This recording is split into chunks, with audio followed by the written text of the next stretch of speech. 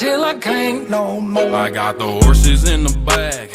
Horse stock is a tag. Hi everyone, and welcome to Protocol 36. Today's video, we'll be theorizing what those quote-unquote amazing suits that Insomniac has been teasing us about that'll be featured in the remastered version of Marvel Spider-Man. Before we get started, if you haven't yet for some reason, I would highly encourage you to subscribe, as I will be covering Marvel Spider-Man Miles Morales until its release date and beyond. So if you want some quality content on the game, what it could possibly be about, explaining the game once it's out, subscribe. And if you enjoyed the video in any part, I would really appreciate if you could like the video, as it would help out the channel a lot. Now, the three suits. In the PlayStation blog, Insomniac announcing an Ultimate Edition as Marvel Spider-Man Miles Morales, along with a remastered version of Marvel Spider-Man. When they talked about the remastered version of Marvel Spider-Man, they also mentioned three amazing suits that'll be featured for the game. For many people, including myself, the first thing that came to mind were the three amazing Spider-Man suits in the two Andrew Garfield Amazing Spider-Man films. Those three being the Vigilante suit, the Amazing Spider-Man 1 suit, and also the fan favorite, the Amazing Spider-Man 2 suit. That would make a lot of sense, as Insomniac has yet to put those suits in the game, but has put all the MCU suits and the famous Raimi suit too. So adding those three Amazing Spider-Man suits would make sense, as there are people, including myself, who loves most of those suits,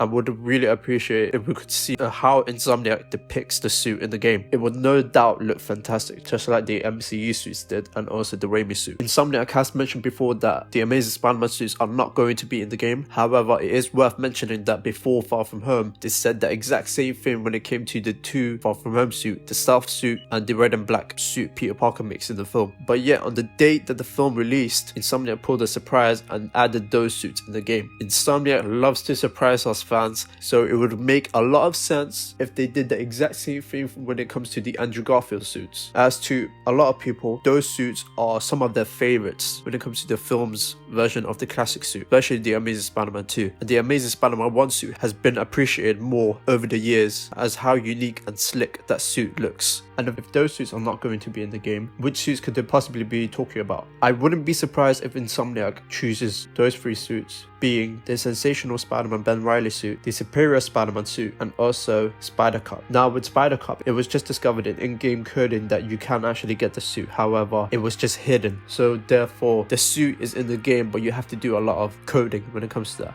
I'll be leaving a description down below if you want to check that out, because it's really fascinating that somebody actually found it pretty recently. Since the suit is pretty much kind of already in the game, I wouldn't be surprised if they put that in the remastered version of Marvel Spider-Man. And also, when it comes to Sensational Spider-Man suit, Sensational Spider-Man has also been a suit that everyone wanted in the game ever since the DLC suits, and it was one of the most requested suit along with the Raimi suit at the time. So the fact that they haven't put that in the game and is one of the more famous Spider-Man suits is pretty shocking to most people, because we have two other clone suits, being Ben Reilly's homemade suit, which is one of the first suits you can get in the game, and also King Parker's suit, which was in the first pack of the DLC. Superior Spider-Man's is the most interesting one. In the Kind of Funny podcast, when it was asked about the suit, Brian Intihar talked about the suit's connection to Otto, afraid that putting that in the suit could possibly spoil the fact that Otto could be in the game, since Superior Spider-Man is a storyline where Otto takes over Peter Parker's mind and pretty much tries to be a better Spider-Man than Peter Parker. Now that the game has been out for over 2 years,